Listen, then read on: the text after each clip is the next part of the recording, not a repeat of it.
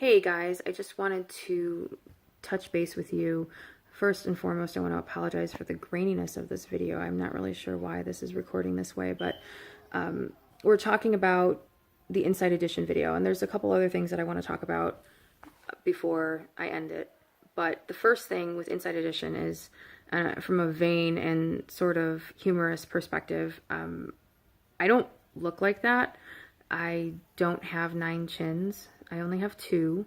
So I don't really know what was going on with that recording, but I don't look like that. Second, before we go on, I'm sure as you're watching me, you can see I have a gap in my teeth. I don't have a problem with it. So some catty little bitch on the other end of this video probably will, and I invite you to have a good time. As far as what happened with Inside Edition, I feel like it was an obligatory, hey, this is a hot topic, so we're going to cover it too, type of an interview. I spent a half an hour there talking all kinds of mess about LuLaRoe and what I felt needed to change and why the issues were the issues, and none of that made it into the interview. So that was a little disappointing, but I wanted to just sort of recap because I figured, well, if Inside Edition wasn't going to say it, maybe I should say it. So basically they had asked me why I felt this was happening, and I'm not a textile expert. I'm not a manufacturer. I have a very strong sales background, but I can only repeat what I've been told, and what I've been told by various experts in the field, how do you call it, manufacturing, quality control people, and the actual people that make the product.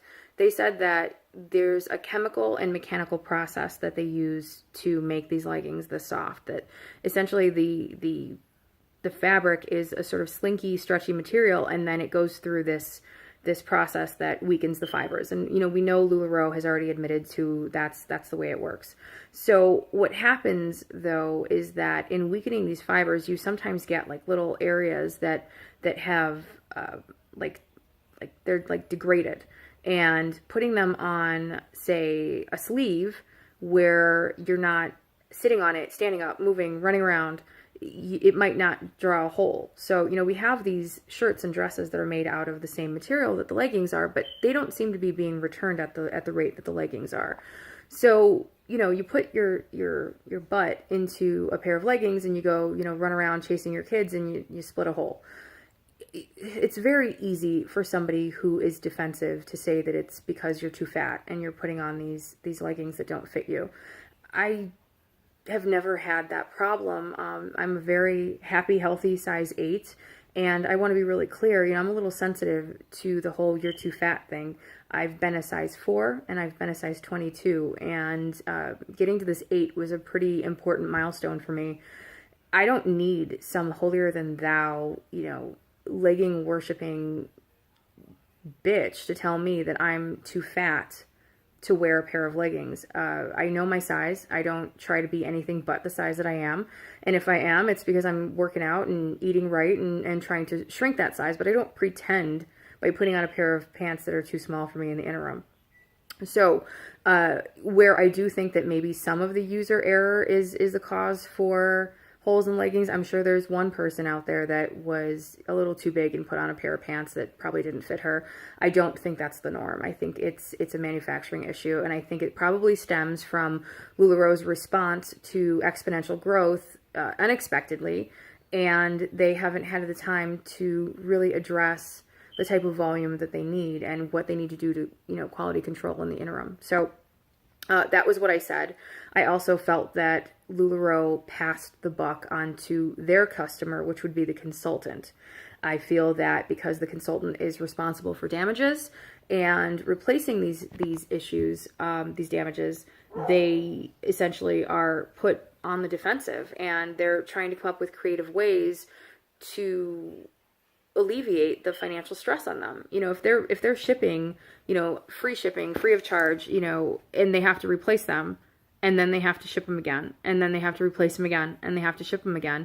These poor girls are eating all these charges, and they're not making any money. And when your livelihood relies on this money, well, it's not their fault. The only consultant whose fault it is the one who doesn't want to take the return, who doesn't want to help her customer, and who blasts her for being too fat. The one who passes the buck on to the customer for being too fat for a pair of stretch pants doesn't need your business. And that's sort of the one that we call out in my blog. With that being said, I did want to segue into something else. I spoke to Katie Mooney today. Actually, she just emailed me back just a little while ago. I had contacted her because of some posts in LuLaRoe Defective regarding her personal information. And I know that we've addressed this in Defective a couple times now. It seems to be becoming an epidemic, and I know the other admins will support me in this. We don't see everything. We don't have the ability to be in front of the computer at all times, and there are only 5 of us, and they're, gaining on 26,000 of you.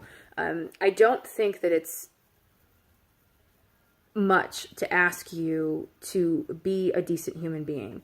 I don't think that, well, first of all, I want to say that Katie's response to me was absolutely 100% well thought out, eloquent, kind. We agreed to disagree on the tone of her video that was posted. We agreed to disagree that she didn't mean to be condescending, and we're going to move on from that. It's up, you see it, you make up your own mind. I think it was condescending. She doesn't. She's entitled. You decide whether or not you want to do business with her at that level. That's on you. What you don't get to decide is to take her personal information and publish it all over the internet in LuLaRoe Defective or any other place. You don't have the right to inflict harm on someone because of a fucking pair of leggings. Anybody that's doing that needs to be ashamed of themselves. I don't know how many of these we're going to have to go through before we weed out the psychopaths, but the woman that I caught doing it was removed and banned. The comments that she had posted were also removed. But, after the influx of support that I've been getting from you guys, when you found out that Megan Parker was looking for me, whatever that meant, and when I got called out by the September QB Club, and they were talking smack about my dead son, you guys were so supportive of that, and that's wonderful. But you guys also have the propensity to become this psychotic lynch mob. And when Katie told me that she was getting death threats for her 9-month-old, I'm going to ask her to validate that. I want to see it. And if I find out who it was that said something to that effect, I'm going to recommend that she call the police and file a report on you. I don't ever condone that type of behavior, and you guys should be ashamed of yourself if that's what you're doing. Here we're trying to rectify a situation with Chelsea and her baby and, show her that we're not a bunch of crazy people. And now I'm finding out that Katie Mooney is getting death threats and her baby is getting death threats. I am not the person who needs to be hearing about anybody's baby getting death threats. And if I find out who you are, you're in deep shit with me. That is absolutely unacceptable. It will not be tolerated. I know that the other admins are not going to deal with that. And I hope we do find out. I really do hope Katie tells us who you are. That's just so uncalled for. It's disgusting. It's cheap. It's not acceptable. So don't let it happen again. That is not something we're going to tolerate in the group. I won't be a part of it. I won't participate in that. Look, I can call somebody out for what I think is wrong all day long. I can talk about how people talk down to each other. I can talk about the poor quality. I can talk about how LuLaRoe is a scam. We can do that all day long. But the minute you start threatening people is the minute you are done. We are done. It's not something I'm going to participate in. And I'm ashamed to be associated with anybody who's doing that. So, I don't care if the woman had horns and called everybody, the N-word. We don't make death threats. We rise above, and, intelligence and eloquence is what gets us through. We absolutely do not stoop to the level of bullying. You want to pick on the girl's hair, you want to make fun of her shirt, whatever. We're big girls, we can handle that. When you reach out to her and you start threatening the lady, that's just uncalled for. So I hope I never have to address that again. But just not cool, guys. Just really not cool. So that being said, we had a fine exchange. I mean, she was fine. She was mature. She could had absolutely every reason to be catty. She didn't, but I don't think that she accepts.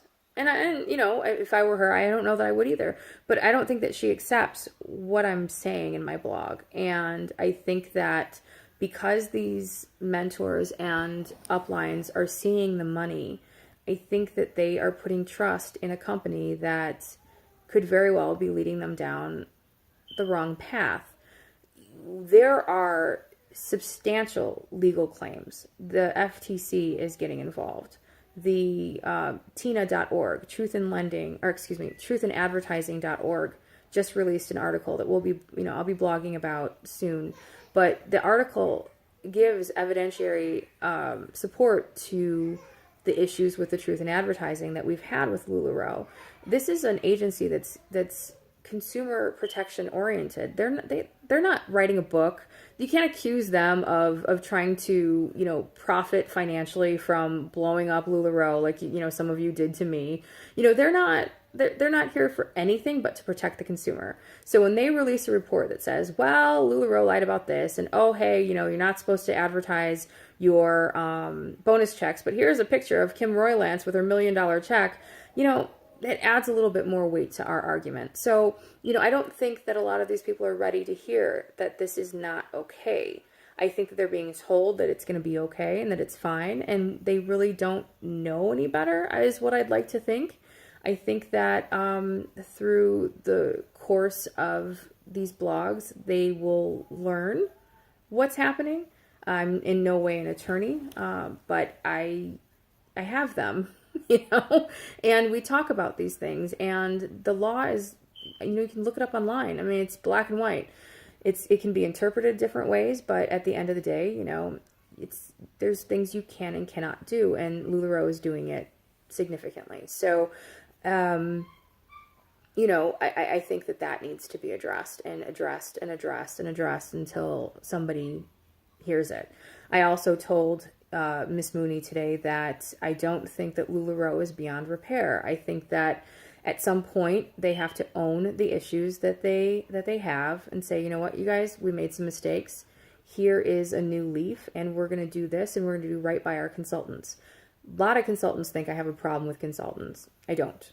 I think it's a cute product. I think it has the potential to be amazing, but I don't support a company that completely shames their bread and butter. The overweight and curvy population is an extremely underserved category in fashion.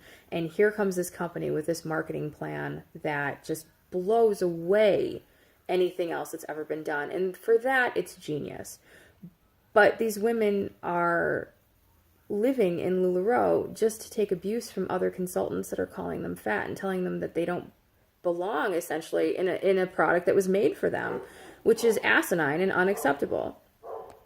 I think that being said, the best way for LuLaRoe to proceed is to prevent their reps from making these type of statements, to hold them accountable. And where LuLaRoe has absolutely no problem locking somebody out of their back office for saying Deanne's wearing too much makeup, they should probably consider doing that to somebody who fat shames their clientele. So with all of that being said, there will be some more focus on the body shaming aspect. There will be more focus on the tina.org aspect, and just to remind you guys not to bully, that it's not going to be tolerated. And then just a final thought before I sign off on this thing. LuLaRoe uses a word that's extremely, it's a powerful word. The word is empowerment. And the definition of empowerment is to give someone permission to have control, to give them the opportunity to make a decision. You do not need LuLaRoe to tell you that you're beautiful. You do not need a piece of fabric to make you feel like a woman. And you do not need Deanne to give you permission to do anything but be yourself and be comfortable with yourself. You need to give yourself permission to be happy and to feel beautiful. And if that's in LuLaRoe, that's fine. But it could also be in Kmart, Express, Neiman Marcus, whatever you choose it to be, own it and feel good about yourself. If you want to be thinner and you can, work on it. you don't have to have a brand define you. You don't need to be a victim to an extremely brilliant marketing plan. If you like the product, buy it, but don't define yourself by that product, okay? Be you and give yourself permission to be beautiful. Thanks for watching, guys.